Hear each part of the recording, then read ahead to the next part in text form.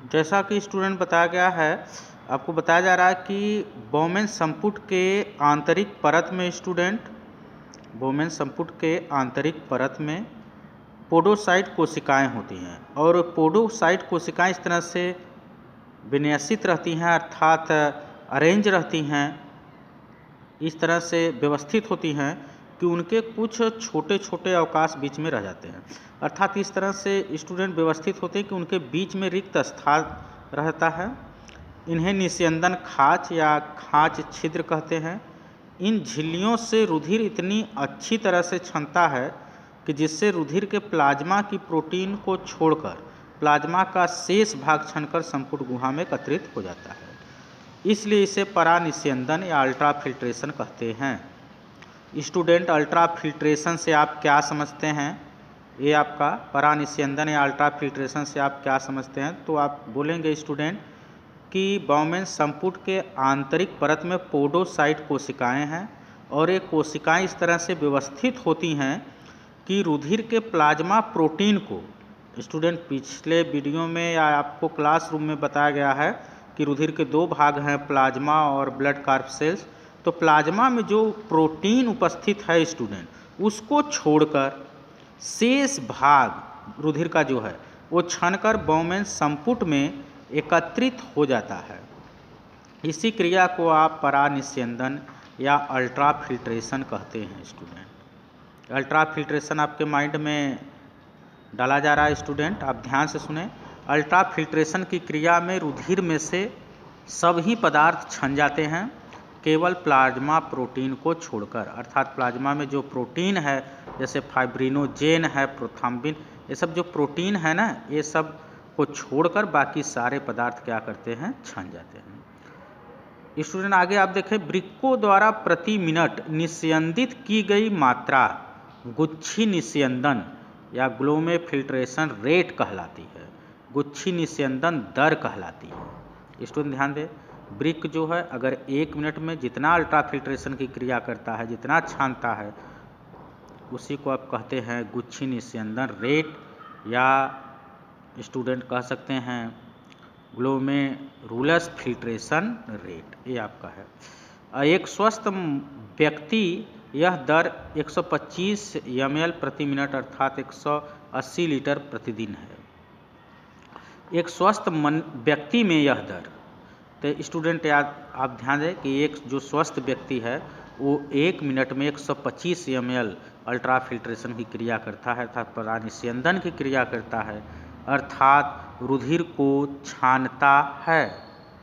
Student ध्यान दें, एक स्वस्थ मनुष्य 125 ml प्रति मिनट क्या करता है? छान। स्टूडेंट ध्यान दें, एक स्वस्थ व्यक्ति जो है 125 ml प्रति मिनट ग्लोमेरुलस या कह सकते हैं जो केशिका गुच्छ है, उससे ब्लड को क्या करता है? छानता है। और यहीं एक दिन की बात करें तो 180 लीटर वो छानता है। स्टूडेंट, एक स्वस्थ मनुष्य ब्लड को नेफ्रॉन में छानने का जो कार्य करता है एक दिन में 180 लीटर। आगे स्टूडेंट आप देखें, गुच्छ निस्यंदन की दर के नियमन के लिए वृक्कों द्वारा क्रियाविधि अपनाई जाती है। गुच्छी आसन उपकरण द्वारा एक अति सूक्ष्म क्रियाविधि संपन्न होती है। यह विशेष संवेदी उपकरण अभिवाही तथा अपवाही धमनिकाओं के संपर्क स्थल पर दूरस्थ संबलित नलिका की केशिकाओं के रूपांतरण से बनता है। स्टूडेंट, आप जानते हैं बोमेन संपुट में जो रुधिर को लेकर आ रही है उसका व्यास अधिक होता है, वो अभिवाही है, और जो बोमेन संपुट से रुधिर को लेकर जा रही है उसका व्यास थोड़ा सा कम है, वो अपवाही है। तो स्टूडेंट, उन्हीं के संपर्क स्थल पर तुरंत संबलित नलिका में कोशिकाओं का क्या होता है? केशिकाओं का रूपांतरण होता है। गुच्छ निस्यंदन दर में गिरावट तथा आसन्न गुच्छ केशिकाओं को रेनिन के स्रावण के सक्रिय करती हैं,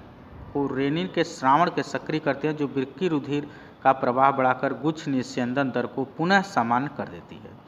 स्टूडेंट ध्यान दें, अल्ट्रा फिल्ट्रेशन की क्रिया में बताया जा रहा है कि इसको कंट्रोल करने वाला एक वृक्क से स्रावित होने वाला हार्मोन है जिसका नाम है रेनिन। स्टूडेंट आप ध्यान दें, ये NCERT लैंग्वेज है, थोड़ा लिखा गया है दूसरे तरीके से, लेकिन इसका मतलब आप दूसरे तरीके से समझेंगे।